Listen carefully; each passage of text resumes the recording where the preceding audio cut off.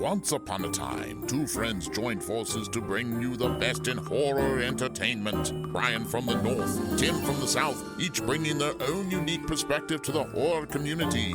Movie reviews, Blu-ray releases, beer pairings, games, and more. Welcome to your new home for horror. This is Civil Gore. Hey there, everybody. Welcome to episode 130 of the Civil Gore podcast. I am your host, Tim. And this is me, Oh, wait, that's last week's show. Yeah. We're talking normal this week, right? I think so. I couldn't find anything in Zombieland double tap that would lend itself to impressions, other than maybe Woody Harrelson. Yeah, just the usual stuff. So, but yes, this is Brian, and we, if you didn't guess by then, we are doing Zombieland double tap.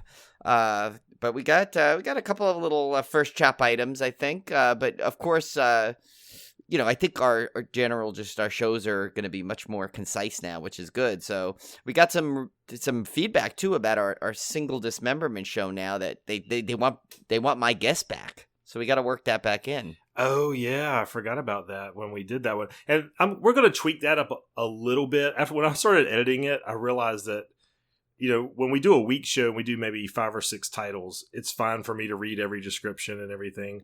But man, after like 25, I was getting tired of hearing myself blabber on. So I think next month we will definitely split them up, and Brian and I will alternate, so you don't get tired of hearing one of us over and over and over.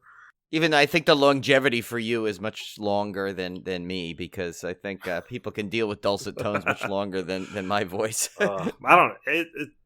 I listened to it back, and there were some things I wanted to tweak a little bit. One thing that I had thought I was going to be able to do is add some more like snippets of trailers in, and I just ran out of time. But hopefully as these go along, we'll get a little bit better prepared and kind of tweak the format a little bit. So I'm glad that we got some positive feedback on it, but it's going to get better. Trust us. We're just kind of feeling our way through it right now. But let's get right to it, I guess, Brian. Let's get to our first chop. All right, Brian, so I did not get to my 40 Years of Terror project this week, only because we moved all weekend. So I had no time to rest or watch a movie or do anything pretty much Saturday and Sunday. But I did get a chance to watch one film that I've been dying to see, and that was Dr. Sleep. And not only did I get to watch the film, I got to watch the extended director's cut, which is about 24 minutes longer than the theatrical cut. Now, for me, going into it, I had no clue what was theatrical and what was extended. I went back and read what they had added. So now I have a better idea of what the differences are. I think this will be a movie we're going to do, too, coming up, right? I think we'll probably do this. Yeah, I'm not going to talk a lot about it, because I figured we would probably feature it at some point, because it's really rich to talk about because of its connections to The Shining and Stephen King and all that. But I will say I really, really loved it. More so than I actually thought I would, because it was such a good adaptation of the book, which I already liked. It actually made me like the book more after seeing the movie, which is really kind of odd, because a lot of times you see the movie and you go, wow, the book was better kind of thing. I thought this actually increased my appreciation of the whole story. And and also hats off to Mike Flanagan, because there was stuff in this book that would be really hard to translate to screen, because a lot of it is in the characters' minds. You're dealing with a lot of telepathy type stuff and mind tricks and remote viewing and stuff. And how do you put that on screen? And somehow he managed to do it and make it really compelling and really clear and understandable to the viewer, so you're not confused. I mean, just everything about this. I couldn't find any major flaws in this that I was disappointed in. I was really, really, really impressed with it. Oh, cool. Oh, yeah, mine's arriving, by the time everyone hears this, it'll have already arrived, but during recording date, it will be arriving tomorrow. I'm getting a nice little box filled with that and Rabid, the Soska sisters. Oh, yeah, I'm curious to hear your thoughts on that one, for sure. Yeah, so that I'll hopefully get to watch through this weekend, but, so... I actually got to watch a couple things. Actually, one I didn't list on there, but I'll get to that at the end. It's actually, you know what? No, I'll do that one first, since it's the least horror. Julie and I actually watched Terminator: Dark Fate. Yeah, and so I know it did horrible. I mean, just abysmal in the theater. But And I know the gripes that a lot of people have, and I get it. But you know what? I had a ball watching it. Oh, I loved it. We saw it in the theater. Yeah, I don't understand. Again, this is same thing with what we've talked about before. It's like I'm not sure what people expected, but when and I'm not going to give any spoilers for those who haven't seen it yet, but I go into a Terminator movie. I want to see, you want to see like Arnold do his stuff, right? You want to see a lot of action. You want to see a lot of cool like fight sequences, and they had everything that I love in a Terminator movie in this one, including the time twisting plot headache. But it's fine because that's what it is about. And it's funny because I think we should at some point, maybe down the road a little bit, just bring this up as an interesting topic kind of thing, because I read that this was originally going to be the beginning of a trilogy. And there's a point I want to bring up, but I'll save it for a later date. Maybe we'll go into it a little bit more, but where I think this story could go. Unfortunately, I don't think it's going to go anywhere in terms theatrically, because I think it was such a loss for the studio. I think this is going to be the last Terminator movie for a long, long time. But that said, I actually really enjoyed it. I thought Arnold was great. Then Linda Hamilton returning was great. She was amazing. Yeah, I think what was it? Natalia Reyes. She played the new girl in it. Danny. She was, I thought, fantastic. Mackenzie Davis was fantastic. I mean, I just really enjoyed it. So you know what? I think Julie had a good point. She's like, maybe because the audience nowadays is just, I mean, people like us are gonna love it. But I think the modern audience probably is like, just, I don't know what they're expecting. And the one things I thought that might have been the issue is, when T2 came out, blew everybody away, right? Because it had that morphing technology in there. Now, effects are so good in so many movies that you didn't see anything you've never seen before. And I'm wondering if that had an impact on some people too. But in fact, it was kind of funny because they were trying to make it look like the old T800 or whatever he was. And it almost made the effects look dated because they were having to basically do effects from the 90s, but modern. But but to our modern eyes, it almost made the whole film look dated in some ways. Some of the CGI, I thought it was kind of interesting because I was like, well, they have to do the morphing thing because that's what he did. That's how it looked. So you can't just change it. But in a way, they almost kind of shot themselves in the foot because they made it look dated in a way. I don't know, but I absolutely loved it, and I was really disappointed that it did so poorly at the box office because who doesn't want to see Linda Hamilton, man? She should be in more things. She was awesome in this movie. Yeah, and and what the worst part is that it I don't think it was marketed well either. No, for some reason, it should have been hyped. Yeah, it got to the point where we all knew it was coming out because of the trailers, but then it seemed like all of a sudden it was like out in the theaters. I'm like, oh my God, that opened this weekend? Oh no, perfect example. Me and Olivia we have our rare date nights where my mom keeps the kids, and usually we'll find out. I don't usually pay attention to what's at the movies because I don't ever get to go to the movies hardly. But on the date night weekends, I will. And I'll happen to look that weekend. I was like, oh my God, the Terminator movie's out. Like it was literally like what you said. I had no clue. Had not seen a single TV advertisement. Had not seen a single trailer. Nothing. Yeah, I can't imagine. I mean, I know the movie cost a fortune. And I think it was like $185 million, and they said it lost something like 100. At one point, it was like, I think they thought it was going to lose like 120 million. Ooh. I mean, and so if you think about it, I mean, this was a couple of months ago, the article I saw, but I'm like wondering if they said like we just literally can't, because maybe the word of mouth was so bad on it, they're like, we can't advertise this and we can't afford any more money on this to advertise. Let's just hope. Yeah. I don't know, whatever the reason is, but I'll tell you, the people that didn't go to see it, they missed a really, really fun movie. I liked it. I liked it better than the last probably 2 or 3 Terminator movies that came out.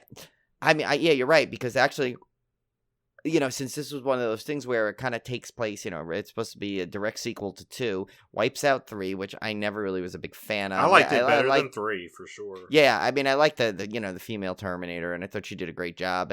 But I thought overall the movie was kind of on the boring side. I barely remember the fourth one, and Genesis was just, to me, I mean, it was a neat gimmick kind of thing to like, let's reboot the franchise.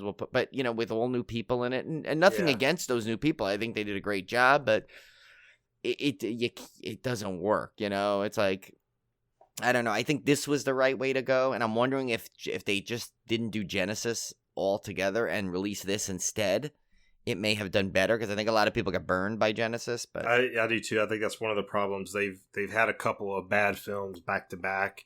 And then people were like, another Terminator movie? No thanks, Yeah. So. But, of course, we need to get into some horror here. Because, but definitely go give that a chance. Don't write it off. So, I saw this a few weeks ago, and I just forgot to talk about it. I think because I think I might have watched it, like, either right when we got back from break or somewhere in the break. But it was Crawl.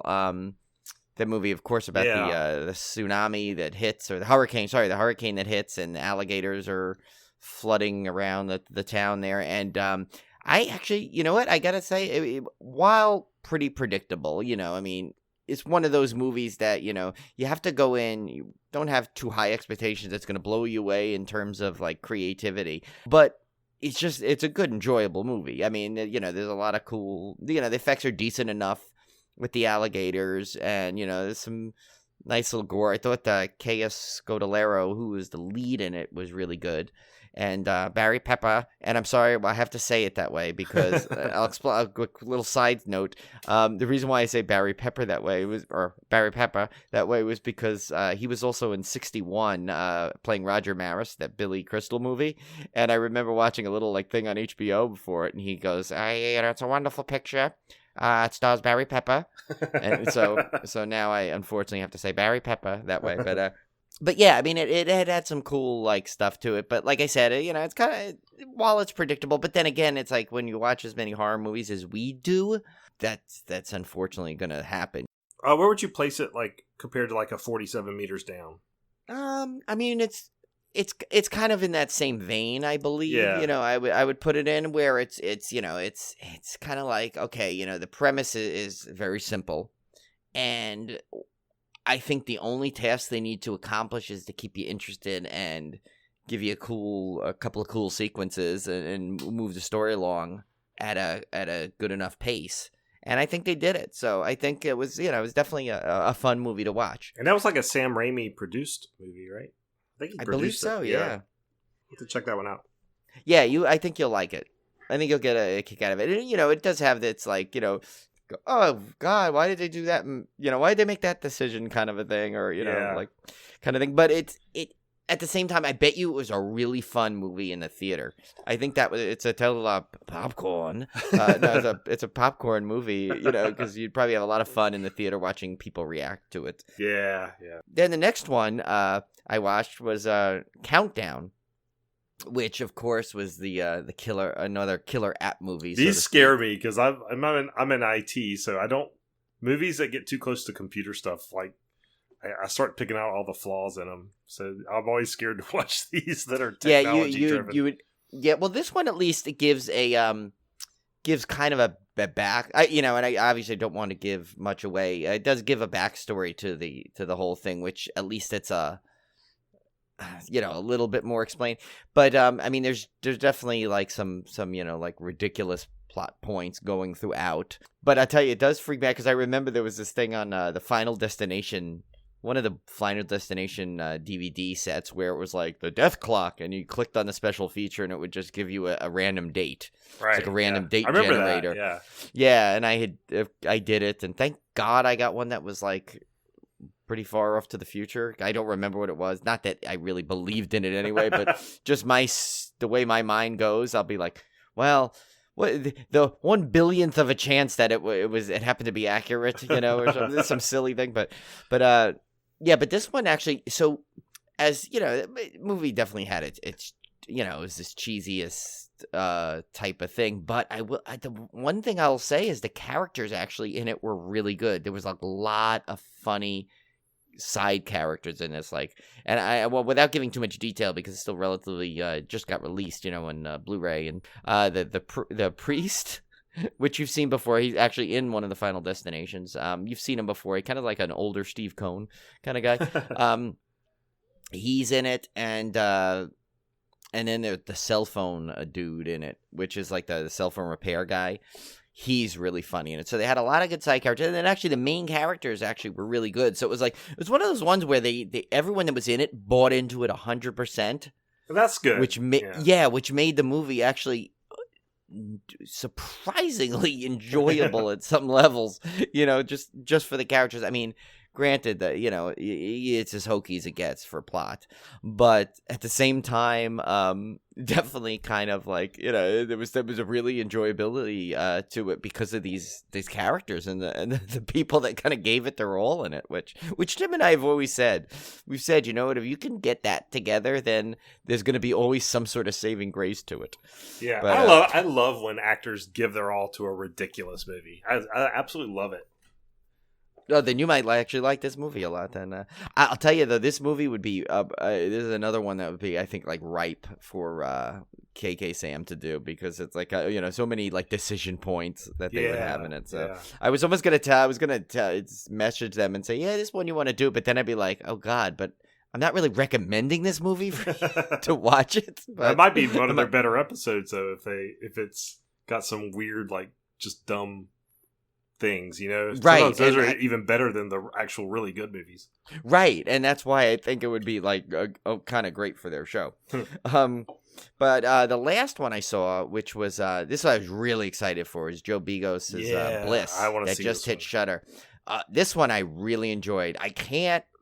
Again, sorry. I mean, I'm like the worst reviewer ever here in these next sequences. But especially because Tim didn't see it. But this literally just came out on Shudder, so I know a lot of people hadn't got a chance to see it yet. So I definitely want to give them a chance before we discuss it. But it was just really. I'll just say this: it was really gritty and a lot of great gore in this thing. And if this is the kind of style, and I know he's doing he's got the one that's doing VFW. If it's any kind of like this is the kind of like stuff you got going on. I'm like, I can't even wait for that movie. I cannot. I'm so excited for that. I was already excited. That's the one with like Martin Cove and all that. Yeah. But yeah, no, Bliss has a really like a rough, like gritty, like kind of 70-ish vibes to it with the quality that they film, and a lot of, but it almost kind of gives you there's a modern take on it too, which it's that balance I think I always kind of like when it's like, because it's disrupting, where it's like you obviously know it's taking place like now, but when it has that like gritty rustic look to it, it's kind of off-putting, and that's exactly what I liked about it. So, and it stars Dora Madison, which you might have seen. She played Masuka's daughter in Dexter. Remember when he had that long-lost daughter that came in? It's her, and so she plays that, and she does a really good job in that too. And George Wendt actually has a small role. I always like I love George Wendt. Yeah.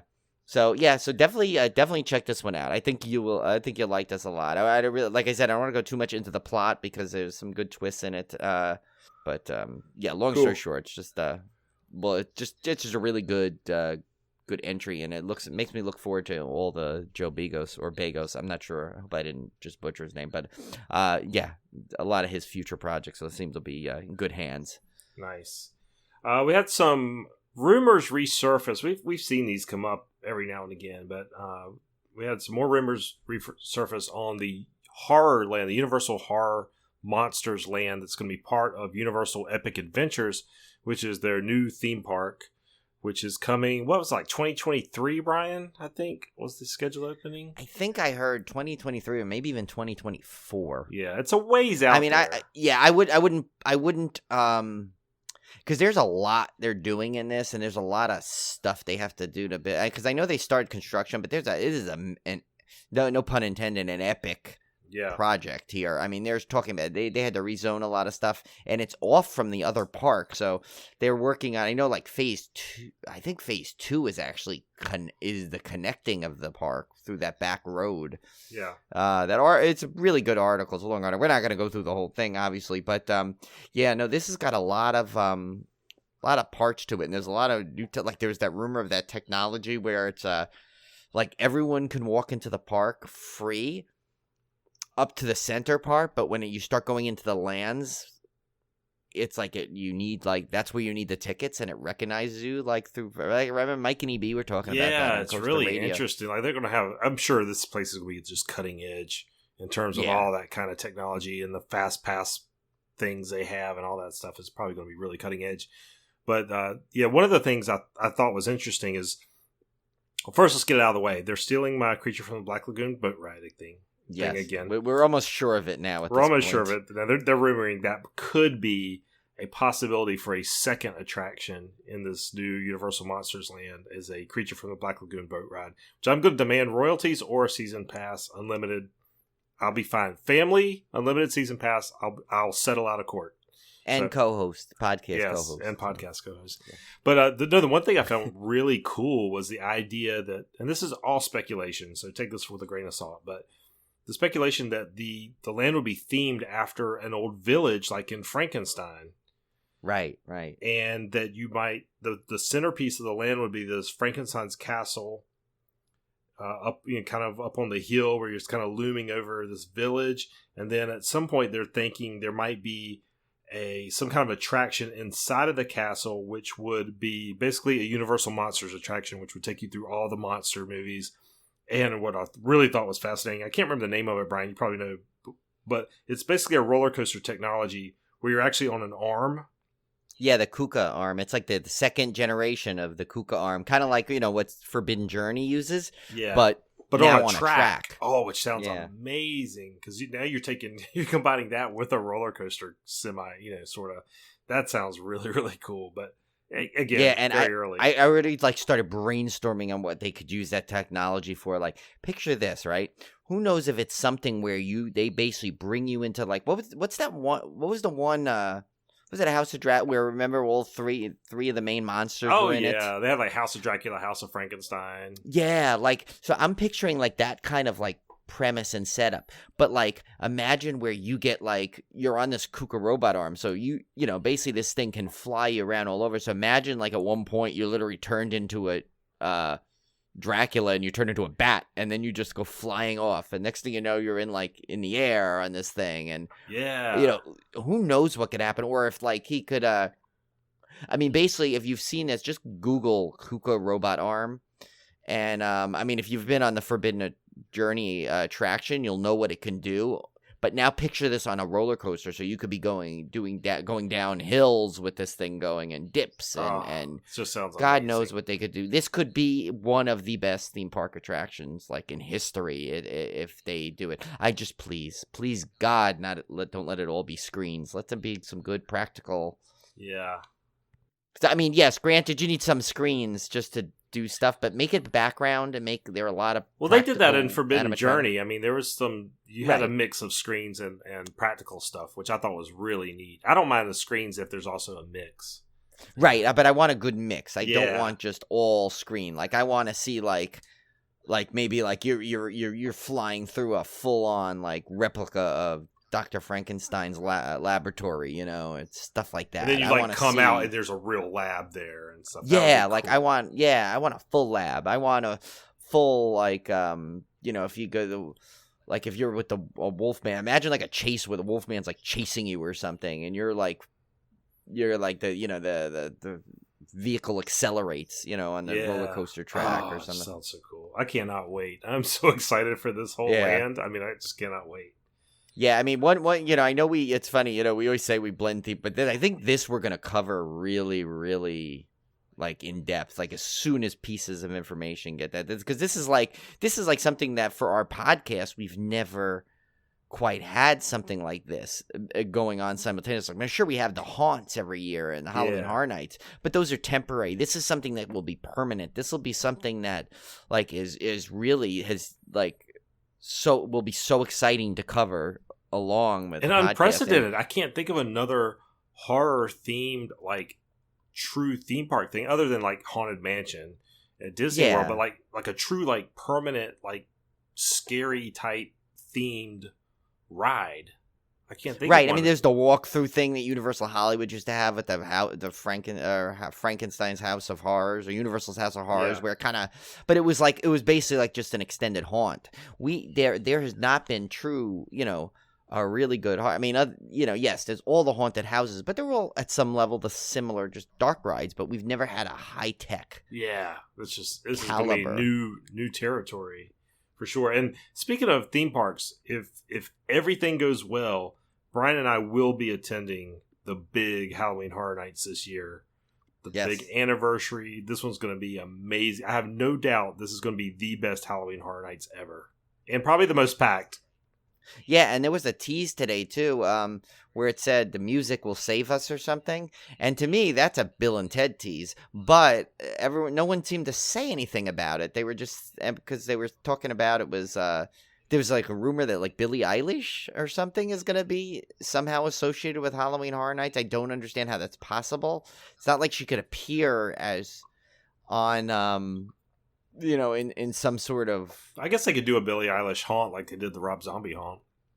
I mean, her videos are super creepy, so it kind of lend itself. Yeah, I mean, I could see that. Yeah, it could be something like that, but like it's not like she could be a headliner of the show since there's two on each. There's one on each coast. I have no doubt Bill and Ted's coming back. I have zero doubt. It has to. to. I mean, I was thinking though. Here's what I was thinking. Like Tim and I were discussing some stuff. I know this is super early speculation, and I know this is this first chop is going on, but this is exactly the kind of reason behind us moving the Dismember to its own episode. I know we keep saying that, but I feel like I'm like proud of that decision we made. So Tim and I were talking a couple of weeks ago, and I just said, you know what would make a great house? Jaws, right? Jaws would be an epic house because everyone loved the attraction. It's no longer there, but maybe they could make a great house on it. But I was also thinking, what if instead of bringing Bill and Ted back as a show, why if they make a haunt out of it? Yeah. And they make the show that used to be there with all the haunted stuff, but into like this epic walkthrough haunt instead. And then, because we don't know what kind of contract they signed with the Academy of Villains. For all we know, they may have signed a 5-year deal, and they can't just take them out and add another show, Yeah, we don't know. So I'm wondering if that could end up being, a way to go. Bring Bill and Ted back, but in their own. There's got to be there'd be stupid not to tie into the movie. It would just be right. Yeah, I mean they have to. So yeah, right. There's going to be something. We just don't know what form it will take.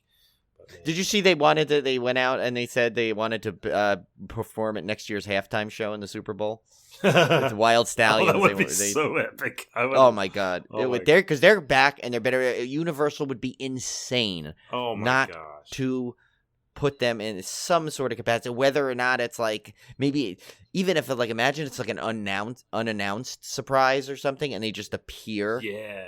Start appearing in things. People still love them, man. They were so excited when this third movie was announced.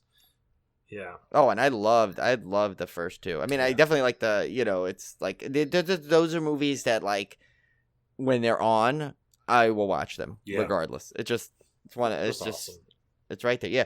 So, and I would say, one of these days, I think we should do definitely do some early speculation episode maybe on Halloween Horror Nights. I did actually put it on our mega calendar there. I actually have our preview episode, regardless of we're there or not. I kind of have it set like about a week before, so we can go for anyone that's planning or thinking of going.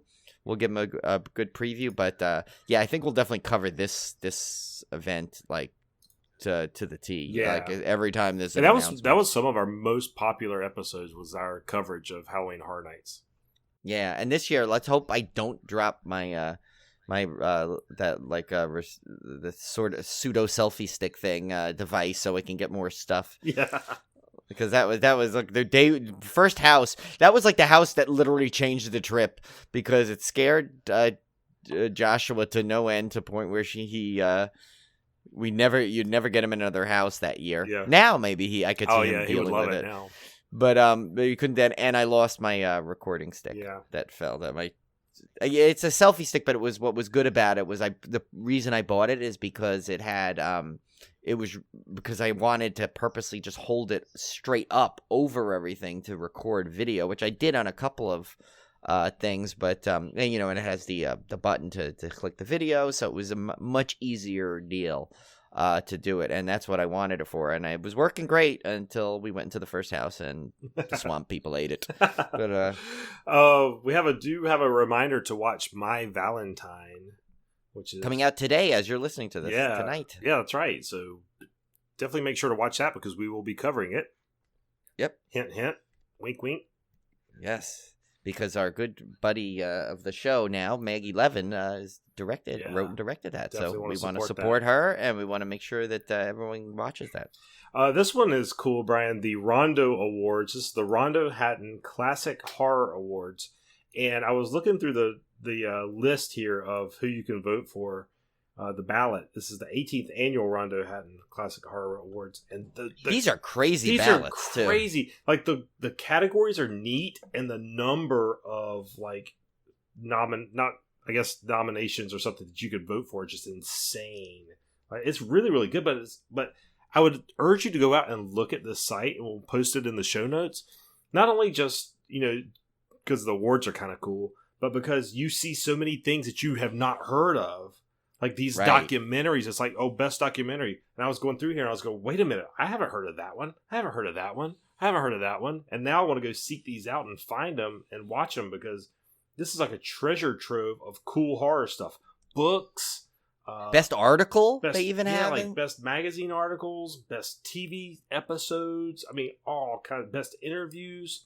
Like this is a treasure trove of like a wealth of information of horror stuff that you may have missed. Yeah, and of course we need to congratulate our buddy for his nomination, David Weiner, he got In Search of Darkness, which was that amazing 4.5 hour 80s horror documentary, which mine is shipped, by the way. The actual physical copy has shipped.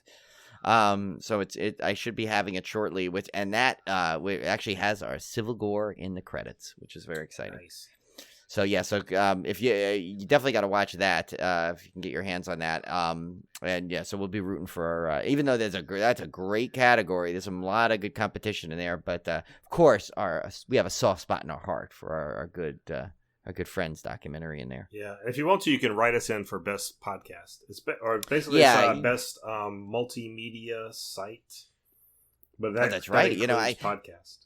Yes, yeah, and if you want to, I know that, there's so many other good podcasts out there, but, vote with your heart. Yeah.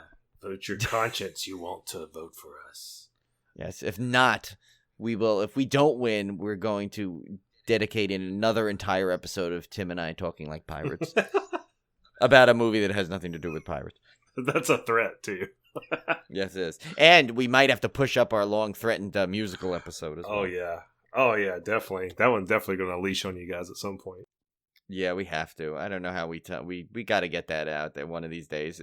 It's like literally something we've been wanting to do since season 1. It was like one of the things we said, we're definitely doing this. And just every year stuff comes up. When somebody says you better do that or else, our musical episode is the else. Yeah, it is the else. But yeah. And then finally we got the last thing on the rundown here is the My Bloody Valentine Blu-ray that you got, Brian, this thing looks amazing. Yeah, it came in this nice long box, which was exciting because of course it had 2 posters in it, which is great, and it had its separate. I got to tell you, I want to give some good commendation to Shout Factory the way they shipped this thing. It was great shipped, and they actually have it wrapped in their the Shout Factory wrapping paper. Which was kind of funny, which I'm going to save for a future gift to Tim. I'm going to wrap it in a Shout Factory wrapping paper. But yeah, no, and then they even had the extra slip cover it came as part of the set. That it was exclusive to limited. It was in a little cellophane bag, so it was protected, separate from the other thing. So it's I cannot wait to dive into the set. And that was something that it's one of my favorite horror movies of all time, and I definitely had to have a great version, and this is a great version. This disc is just packed. Yeah, I'm definitely going to pick it up at some point. Obviously, I won't get all the extras for the for the pre-order limited edition. But as long as I get the main disc with the extras, that's really all I care about. I can't wait. Yeah, no, I'm you know me, I'm a sucker for those little extra things. And you tell me there's a limited number, it's like I start to just salivate. But it really, yeah, just get the disc at least, because the disc is just a phenomenal disc. If you were a fan of that movie, you're getting everything you could ever ask for. Nice. All right, guys. Well, let's get to our main feature, Zombieland Double Tap. This is, of course, a sequel to the 2009 hit Zombieland. This was directed by Ruben Fleischer, starring Woody Harrelson as Tallahassee, Jesse Eisenberg as Columbus, Emma Stone as Wichita, Abigail Breslin, Little Miss Sunshine as Little Rock, Zoe Deutsch as Madison, Avon Jogia? Yeah. I don't know. As Berkeley. Sorry for that. Don't know how to pronounce his name. Rosario Dawson as Nevada, Luke Wilson as Albuquerque, and Thomas Middleditch as Flagstaff. And I love that in the Zombieland world, I'd be known as Wilmington. Oh, that's right. That's kind of a cool name, That's kind of... I'd be Amityville. Yeah, that one doesn't quite roll off the tongue. But we'd have to call you Brooklyn or something close. Yeah, or just Long Island. I'd just be Long Island. So the synopsis is Columbus, Tallahassee, Wichita, and Little Rock move to the American heartland as they face off against evolved zombies, fellow survivors, and the growing pains of the snarky makeshift family. So, Brian, I was going to go in and watch Zombieland and then watch this one, of course, and also due to time constraints. But another reason I did not watch Zombieland before this one is I kind of wanted to see if I would be lost, or if I could just come in and pick up and be fine. Because I kind of wanted to give people another perspective of it. If you have not seen the original Zombieland, would you be able to come in here? And let me tell you, fantastic. I absolutely loved it. Had no problem just picking up what was going on. Yep. And so if you have not seen Zombieland, which I do highly recommend you do because it's a great movie. But oh my God, yeah. But if you haven't seen Zombieland, don't be afraid to go see this one. This one's actually really, really fun, and you can just pick right up and even go see Zombieland later and kind of get the backstory of these guys. But I loved it either way. And I have not seen Zombieland since 2009. I will tell you that. I have not rewatched. Wow, so you really got like the 10-year gap. I really had the true 10-year gap, and I did not remember. I mean, obviously I remember the main characters a little bit. Right. And the gist of the story. But as far as some of the intricacies of their relationships and stuff, I had totally no clue. So yeah, no, you're right. I think they did. That's why I think one of and we'll go into a little bit more details on it. But I think one of the greatest strengths of this movie, I think it was made so well for huge fans of it, which had a ton of callbacks, all that stuff, all that had its like its little like fan servicey jokes in there, but with a lot of new ones. But also at the same time, like Tim said, you could go into it, not have seen the original, and you're right in the world with everyone. You're laughing at the same stuff. I mean, sure, there may be like one or two jokes in there that you'll be like, like I must have missed something, but it's not it's to a detriment in any way. Like it's such a minor thing, because I think they do a great job introducing a bunch of new characters that add so much fun to it. Like, I mean, first of all, anything Rosario Dawson in is put in is just a plus to the umpth degree. She's one of my favorites. I will watch anything with her in it. Always have, always will. And Zoe Deutsch is a scene stealer if there ever was one. Yes. Pretty much every line, every scene she is in, she is so good, hilarious. And I mean, she's a good actress. I've seen her do drama. I've seen her do regular comedy. I've seen her do just all sorts of things. So, she does a fantastic job as like this almost like ditzy blonde who's not so ditzy at the same time. Because, there's a couple of little things in there she does. I mean, and there's some like just little subtle lines she says that are just, I think, and I watched it a second time just before the podcast. It's just that I caught the second time that she did. And it's just hilarious. One thing I love about her character is she plays like this millennial type, like the most worst stereotype millennial you can think of, that's self-absorbed and all this kind of stuff. But you have to remember this movie takes place in 2009. So it takes place 10 years ago, but they still include stuff that would make her fit right in with like the millennial stereotype of today. So it's Right. kind of funny because you get like this, and there's some specific things I won't spoil about that, where they kind of play around with that idea that this is really set 10 years ago, but she's very modern in terms of 2020, which is kind of cool. So I really, really like that about her character as well.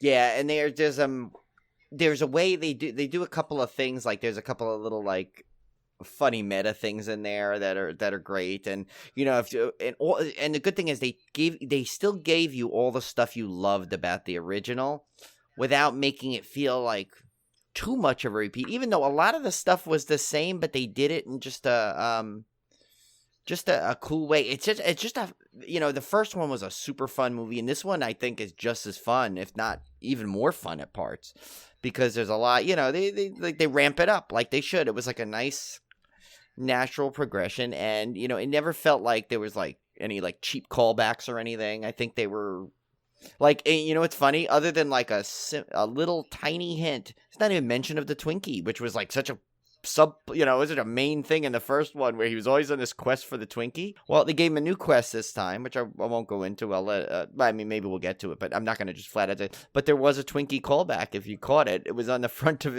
that truck he was making. Oh. It was like the little Twinkie the Kid like thing. Oh, I didn't so see it's that, like, yeah. Yeah, so they do a lot of great stuff like that. Like they didn't throw everything just back in your face. Yeah. Of course, Columbus's rules are there in full effect, and and it pokes fun of itself a bunch of times, which is great, which is funny on a movie that's kind of parodying something else, and then this movie ends up parodying itself at the same time. Yeah, they just do a good job, and just the cast is great. I mean, you really get like this feeling of like familiarity with them. And I mean, part of it too could be that they've all kind of done other movies together. So it's like Woody Harrelson and Jesse Eisenberg, which you still have not seen. I Now you've seen me yet. I know, and I still cannot believe you have not seen that movie. A different person recommended it to me the other day. Yet another person. I probably had 5 people recommend the series to me. Like, oh my god, you like magic? And you ever watch that? And I was like, no. It is the biggest you movie, especially the first one. The second one was definitely not as good. Yeah. But the first one, oh my god, you will absolutely love it. It is so, so good. It's why I must have watched the first one like easily 100 times. Wow. I mean, it was like, I loved it. I think you will love it too. And I'm kind of disappointed the second one didn't do as well, because there was always talk of the third one to close out a trilogy, but wasn't there. But yeah, so I mean, it's just overall, it's like there's just so many great parts. All these parts just equal such a great, fun roller coaster ride of a movie. And it's like, and I heard it didn't do well again, and it didn't do well in the theater, and it didn't get great reviews. But again, I'm wondering, I don't understand what people expected. It gave me everything what I wanted and what I expected. And it was, I guess, I mean, it is a zombie movie. I think people are burned out on that. And 10 years sequel that's a pretty big gap to expect people to come back to for a movie that really wasn't. I mean, as popular as Zombieland was, and it was successful, but it wasn't like one of those movies that's like into the mainstream consciousness or anything. Like, I couldn't tell Olivia, hey, what about Zombieland? She would have no clue what I was talking about. It's one of those things that horror fans would know it, of course, but I don't think it seeped into the consciousness of the mainstream to the point that they would be like, oh my god, a sequel's coming out to Zombieland. Whoa. It's one of those movies that people saw, they liked it, and they kind of forgot about. But I will say that even though this is a zombie movie and I'm completely burned out on zombie stuff, I absolutely love this one. Again, they found a way to put enough new stuff in to make it enjoyable. And in this case, a lot of it was just the humor, the meta stuff. Like, it breaks the fourth wall. It does. Like, it starts off with Jesse Eisenberg's doing a narrator thing, and he's clearly breaking the fourth wall right out of the gate. And you kind of sets the tone for the whole movie. And then they do some really cool, like, just graphic design stuff. Like, like, they'll be like shooting a zombie on the floor, and then you'll see the words double tap like come up behind it and stuff. It's really neat how they do it. It's a very exciting visual style. So you never have a chance to get bored and think, oh my god, another zombie movie. Because there's a lot of stuff here that's just completely unexpected. There's some twists and turns you never see coming. So I really liked it. You never really quite knew what to expect. It had that air of all good zombie movies that anybody could die at any time kind of thing going on. And really the plot there's not much to the plot really, because there is really no, it's the same. It really is pretty much the same plot as the first one, but that was not its strength in the first one. Yeah. The first these are movies, the strength is not in their plot. And I know that sounds kind of weird when we've talked so many times about, oh, this plot is terrible, but this movie was not about plot. This movie was about giving you a lot of fun.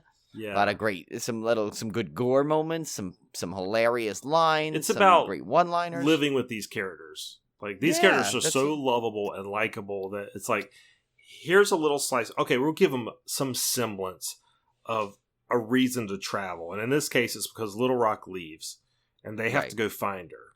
So, and there's a very loose subplot about some stronger race of zombies that are come along. So there's some things that are driving them to go after her. But really, more or less, it's just an excuse for you to live with these characters on their adventure, just kind of be a passenger alongside them and watch their lives play out. And that's all it needs. It doesn't need anything more. Now, this movie we'll see in the trivia later, this movie was inspired by Shaun of the Dead directly. And you could definitely see that in the humor. Now, I would say, whereas Shaun of the Dead probably, I don't know, I guess this one does have some slapstick to it as well. Shaun of the Dead was very highly slapstick. And this one has its share of it, but it also has I think it's got a lot of another level of humor in the character interactions and the dialogue and the meta stuff that goes on. But yeah, you can definitely tell it has that same vibe of, we don't need a plot. The only plot you need is there's a zombie apocalypse and we have these characters together interacting. That's really all you need. Yeah. Or as Zoe Deutsch's character will say, the Acropolis. Acropolis. I can't even say it. Acropolis. Yeah, so I mean it's and it's so funny because like there's just so many chances where this movie could have been felt worn, and they did just a good balance of not making it that way. And I thought, and it's like, it's just one of those movies like that you can just go watch and have fun and just enjoy. And it's like, I think people get too caught up, and it's funny because we review movies every week here, but sometimes it's like, it's fun to just sit back and enjoy a movie for its parts. And this is one that is like, this is the perfect example. One thing I really liked about this series, because the first one did it as well, was exploring the idea of what really would happen when you can just walk into the White House, or you can go to these celebrity homes, because the world's gone. I mean, and there's nothing left. And like there's nothing stopping you, short of somebody else getting there first, of walking into the White House and sleeping in the Lincoln bedroom, that kind of thing. Right. I love how they explore that in this movie. They explored it in the last one. They do it a lot more in this one as well. But I just always thought it was funny. They also explored that in that movie that Will Forte was in. I mean, the TV series, The Last Man on Earth, I think. Yeah. They had a lot of that in there too, where he would just go and just like get this expensive paintings and stuff or whatever, because why not? You have the whole world's your shopping mall at that point. Yeah, and it's kind of funny they don't have there's actually like the one. It's funny you said that, because there actually is. I think because in the first one they didn't show this at all, but in this one there actually is a sequence in a shopping mall. Yeah, you're right. Yeah, there is. Very brief, but enough they basically are in there just to get the. I tell you what, when I saw that scene, it looked so familiar because I've been watching this show on Hulu called Abandoned Places, and it's where they basically take these filmmakers go into these abandoned malls and buildings and stuff and just walk around and film it. I swear this place looked exactly like the mall they went to on the first episode I watched. There was it might be. It could be. It was, because they need those places like clear. Well, I remember there was one of the best uses of a mall. There was this, I think it might have been called, I may have this wrong, but it was called the Old Mill Mall. And it wasn't a big one, but what they did is when I was living the first time out in California. There was they made the whole second part of it into this walkthrough haunt. So you went upstairs, you went there, and it was Gyro, House of Horrors. They had a couple of them located in California. They were really good walkthrough haunts. It was the first one I had ever gone through, basically. First ever, like, pay money, I'm going to go through a haunt kind of a thing.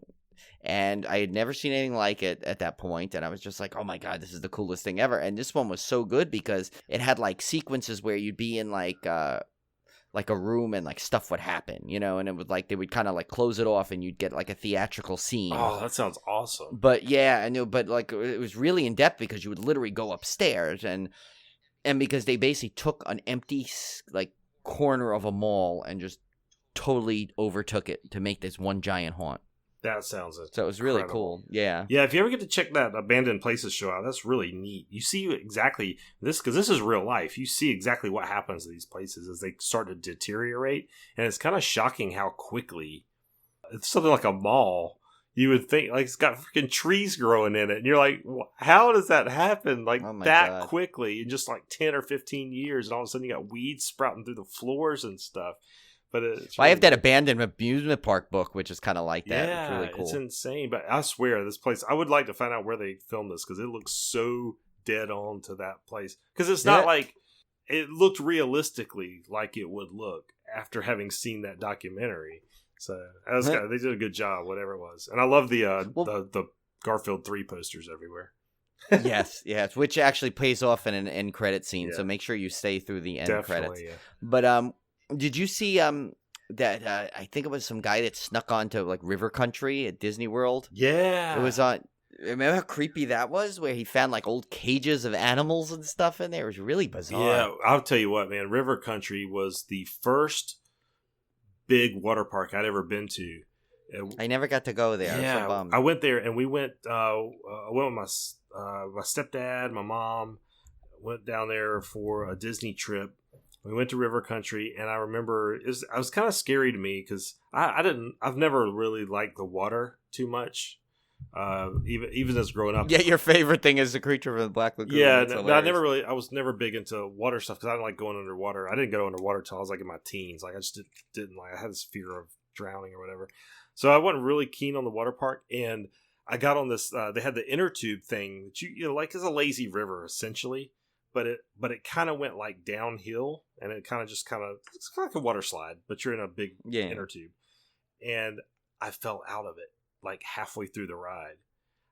So I fell out, and I'm like sliding down this like rocky water slide with no inner tube, and I was freaking out because I thought I was going to die. Like, I'm like, you know, what? This isn't supposed to happen. I mean, obviously, it was perfectly safe. You could just go down it without their stupid raft. But with me not being a strong swimmer and stuff, I was absolutely terrified. I will never forget River Country because of that. Like, how it basically scarred me for life for water rides. So I'm always still a little nervous around water parks for that reason. But, yeah. But you like Holiday Worlds. Those are fun. Yeah. I mean, these days, you know, it's kind of, you know, you realize that you're not going to die from falling out of a water slide raft or anything. I mean, it's a different perspective, but at the time, no. Well, those straight down slides still freak me out. I won't do I don't those. Think I could ever go. Yeah. I did it once, and that was enough to traumatize me. I don't think. Speaking of horror stories, I got to tell you this because this is I don't know if we're getting off some crazy tangents, but it's entertaining. I hope so. I was reading this story online where people were recounting their most horrible theme park days working at a theme park. So this guy recounts this story of he was working at this water park and they had two of those 90-degree slides like you're talking about, right? Oh. And they were side by side. He said, so he gets this group of like these drunk 20-year-olds. Oh, God. And, you know, he's trying to explain how you're supposed to go down the slide and how you have to cross your arms and all that kind of stuff. He said this dude basically goes, get out of my way, and runs and jumps. And he said he figured what he was going to try to do is just like, this is not the ones that had the capsules or whatever, obviously. This is like a straight down slide. This guy, figured was probably just going to try to run and jump and land with his back on the slide and go down. Well, number one, he didn't realize these things are 90 degrees. So you're not just going to jump and my land. God. And number two, he didn't realize there was a gap between the two slides. And he jumped into the middle of the gap. So oh my God. This guy falls 80 feet, hitting every iron beam on the way down. He's lucky he survived. He did survive, but broke every freaking bone in his body. What an idiot. Tried to sue the park, and then the guy, I mean, I'm going by what this guy said on Twitter. I'm assuming it's true. They tried to sue the park, but then there was multiple witnesses that saw the operator say, hey, get back, don't do that, kind of thing. So he ended up getting a very small settlement, but not nearly enough to... you got a season pass for next year. Jeez, I don't know. But it was just a horrifying story. I was just thinking of the guy who described it. He said it was sort of like Wile E. Coyote when he runs off the cliff and just realizes that there's nothing to hang on to. He said there was just that. Did he freeze and went? Yeah. I don't know. It was just a horrifying story to me. I was like, oh my God, I can't imagine just running and jumping off the top of a water slide and there's no slide underneath you. I don't even like standing on the top of those things like on a waiting. Like that big one at Holiday World that you got to climb up like 50 flights of stairs to get to. Oh, it's terrible. Yeah, and it's funny because now obviously Tim and I go on every, we're not afraid of going on roller coasters, but I know I'm afraid of heights. I don't like heights, but for some reason when I'm in a roller coaster, I feel okay. I mean, drop towers, I get a little bit more nervous, but I'll still go on them because I'm in something. But so we went on, there's an old ride that used to be at Great Adventure. It was called Lightning Loops, and it was like these interlocking shuttle loop roller coasters. But the difference is, instead of a launch, you would climb to the top of the tower, and you'd start at the coaster would go out, and you'd go along the straightaway, then go down the drop, do a loop, go back up the same thing, and then do it in reverse. And then for Lightning Loops, it interlocked, so you had it like this perpendicular thing. So it was really cool visually. But those rides are, I think there's I don't know where those went, but actually when I was in Colorado, there was one at Elitch's, the park we went to, where it was just one. It wasn't interlocking. And we're going up the thing, and it looks like a scaffolding, basically, the way this thing is set up. And you're walking up these metal steps, and you're up there, and you're up at the top, and everyone's shaking it and rattling it around. I mean, in reality, it's probably not going to go anywhere, but just you're up there, and you're literally on top waiting to get on this ride, and there's just a little metal fence that's stopping you from plummeting 100 feet down. Yeah. And it's not that high, really, in terms of actual height. I mean, we've been way higher on Fury is over 300 feet tall. We're up on our King Dakar and Zumajara, all these drop rides like Zumajara. But for some reason, it's standing still up there is what I can't do. What freaks me out is when I'm up high and I'm just to my own devices. It's like that stupid ropes course we did in Columbia, South Carolina at the zoo, and it was at most 30 feet off the ground. But it was the most terrifying thing I've ever done. I was literally shaking with fear and paralyzed because I mean, you're only 30 feet up, but when you're 30 feet up and you're standing on a little tiny plank and all you've got is a rope holding you and you don't know if that rope's going to, I mean, it was horrifying. I will never do that again. I can't do it. Well, remember the pterodactyl thing that Julie and I did? At that same mountain complex, they have a ropes course that's at the edge, and there's one sequence where you're walking over the edge, on a thing. Oh. You got to look it up. Go look up Cave of the Winds. I will never do that again. I will never do a ropes course again. But look at the ropes course in Cave of the Winds, and look how there's one part where it literally is kind of over the cliff. No, I thought it was going to be fun. Oh, like a playground. You just go up there, and man, I was terrified. Olivia was laughing at me. My mom was laughing at me. I thought at one point, there was kids up there crying. And I thought at one point, I was like, I'm gonna be causing a scene because I'm gonna have to get the people to come get me down. There's gonna be a fire truck out here with a ladder and a bucket. I got halfway across this thing and I was like, I can't move. I literally am frozen. I can't.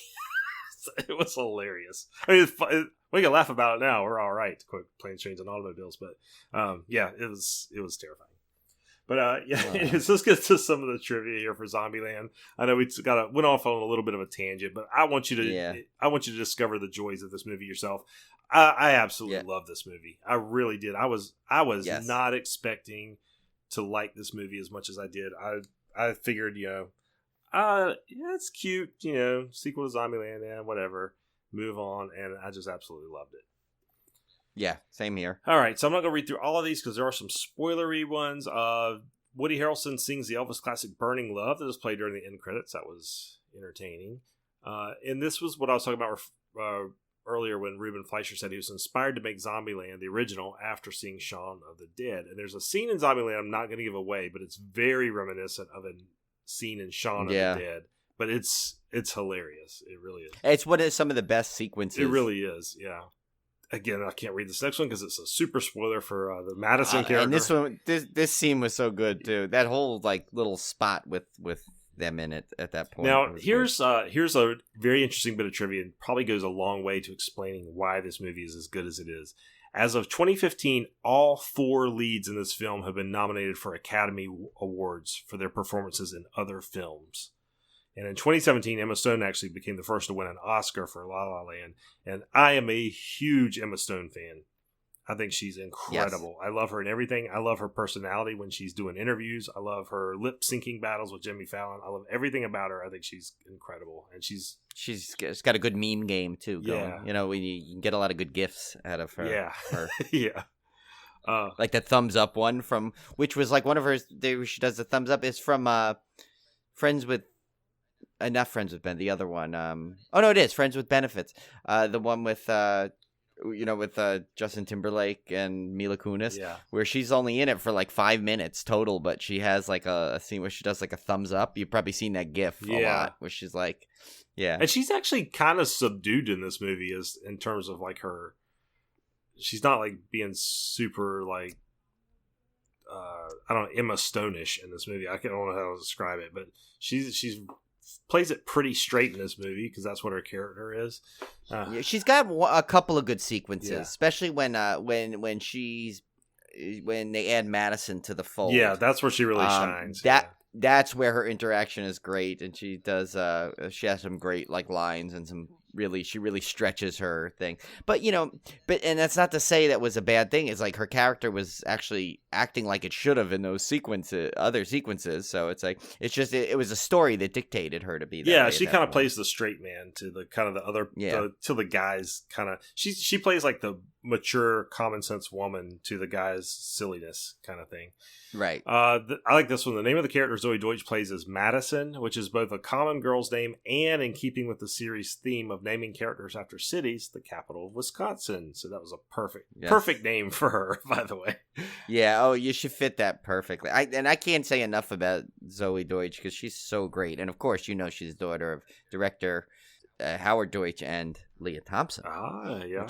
Which we met. We got to meet right before Tim was Biff blocked. I know, Leah Thompson was awesome. I'm so happy she was super, super cool. She was actually super with I mean, I know we said this before, but what made her so super nice is we went up simply for meet and greet. There was no financial gain at all. She was getting from us at that point. Yet she treated us as if just as she did people that dropped down $50 for a photo. Yeah. She said, "Oh, how you doing?" Oh, she asked us some questions.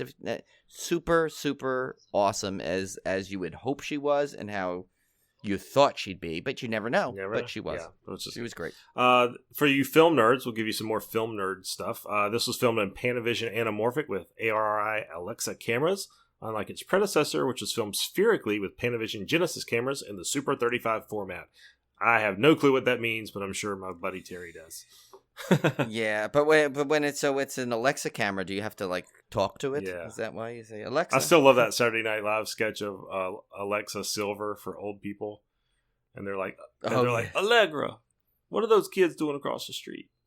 Well, did you see the one it was the Super Bowl commercial with what did people do when? Oh yeah, before that Alexa? Was great. Yeah, that was good. Alex, tell me a joke. Yeah, that was a great. Yeah, the Super Bowl was good this year. I really enjoyed it.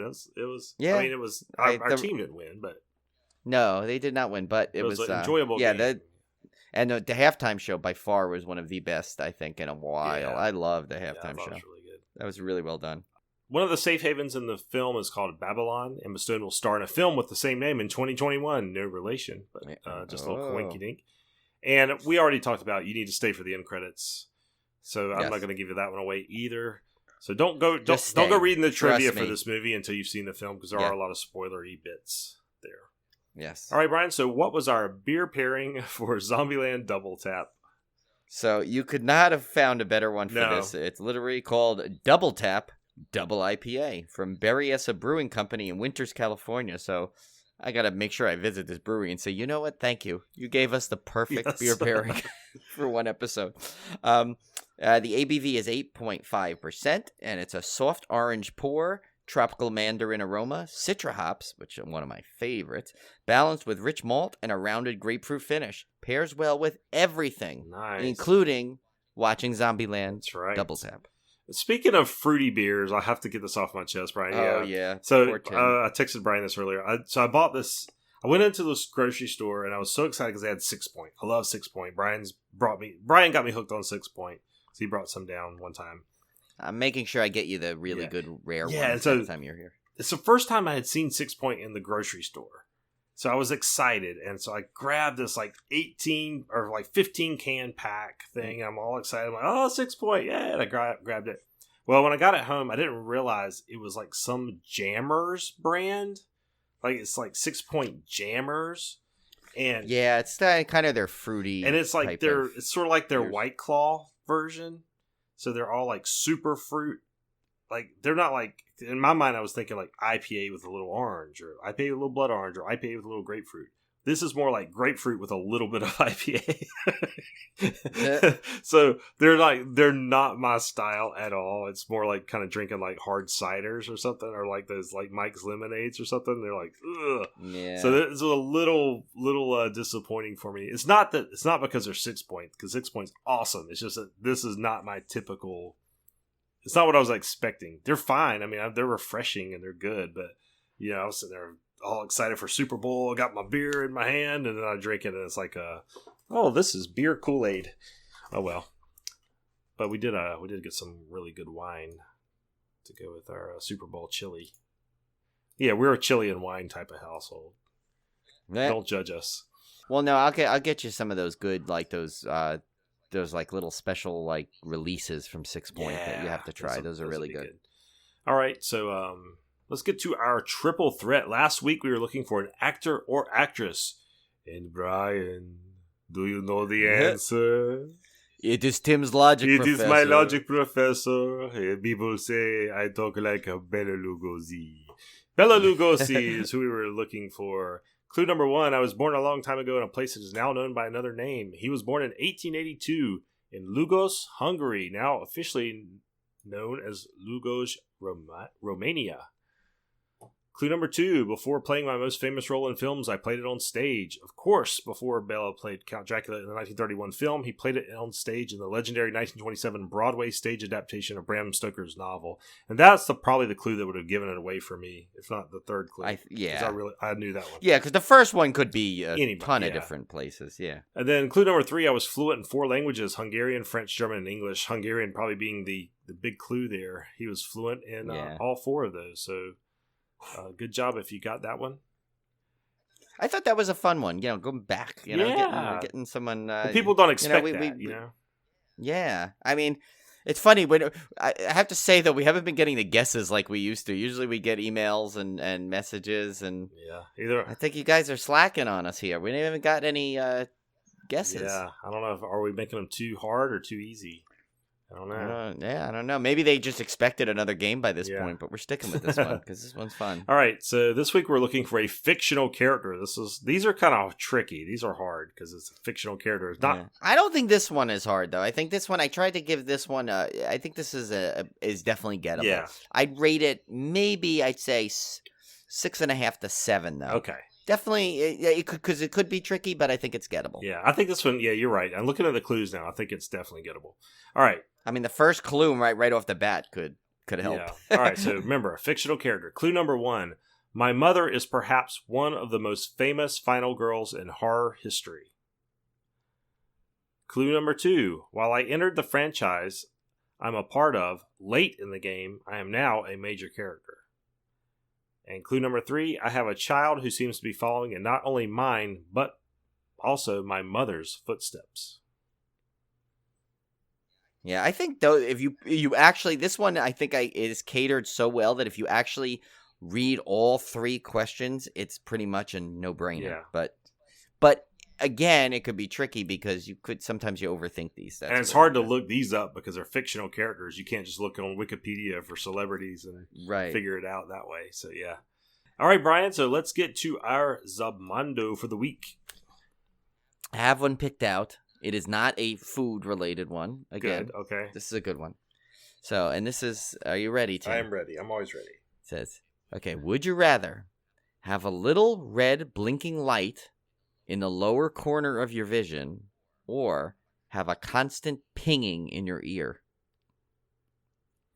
Well, it's funny because my Yeti mic has a little red blinking light always in the corner of my vision.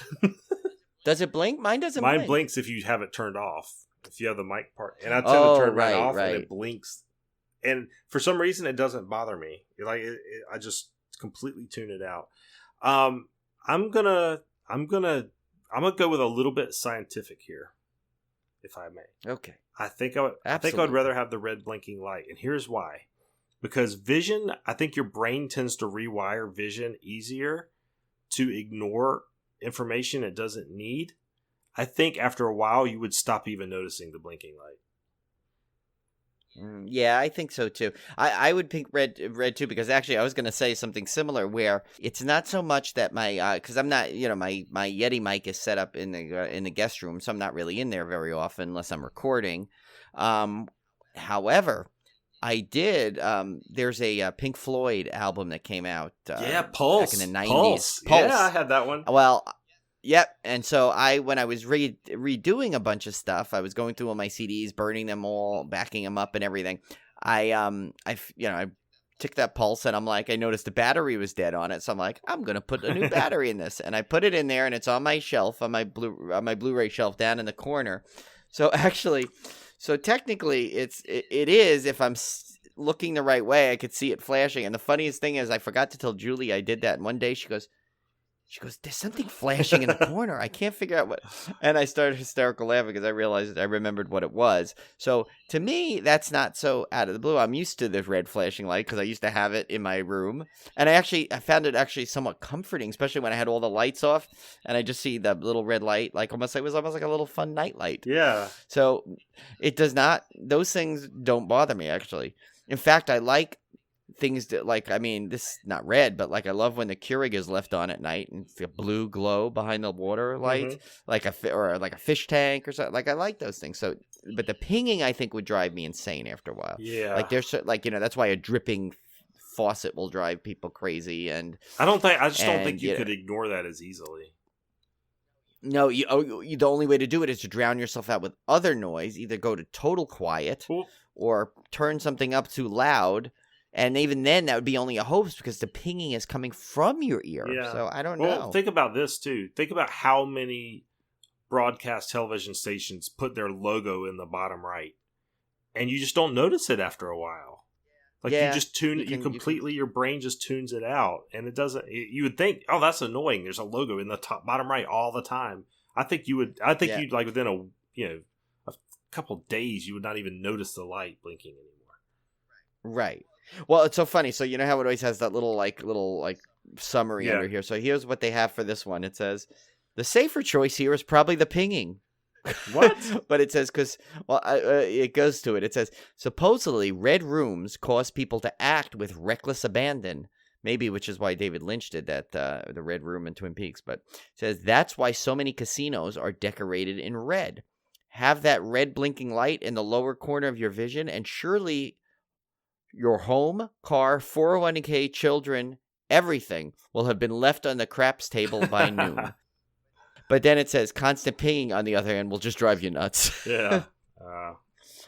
Interesting. Now, but I don't think I've ever noticed that the casinos are red, and I see way more things than red in a casino. So yeah. Now I'm still going. I'm sticking with my choice there. Definitely the light. Yeah, me too. I think I can totally deal with flashing lights. They don't bother me at all. Julie, though, however, cannot deal with it. And it's funny because there was like she used to put tape over this thing on our this device we had that like kind of what do you call those things? You know, where you it's kind of like a surge protector, but for inputs. You know, an input selector. Yeah.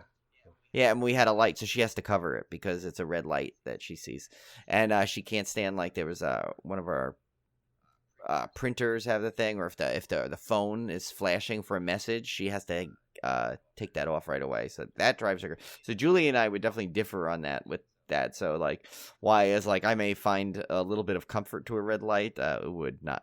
Last long. She'd probably go crazy. She would make me turn it off. All right, guys. So next week we will be covering My Valentine. So definitely check that one out on Hulu. Yes, and that episode will actually drop on February 14th. Yeah. Doesn't it? Or is it 13th? No, I think it does the 14th, right? Let's see. Yep, it will drop on the 14th on Valentine's Day. So look at that. There. Perfect. Okay, so yes. Now Now you got your homework. Go watch My Valentine. Yeah, go. Yes. And we'll cover that one next week. We'll see you guys back here. Remember, Ziploc bags. And double tap.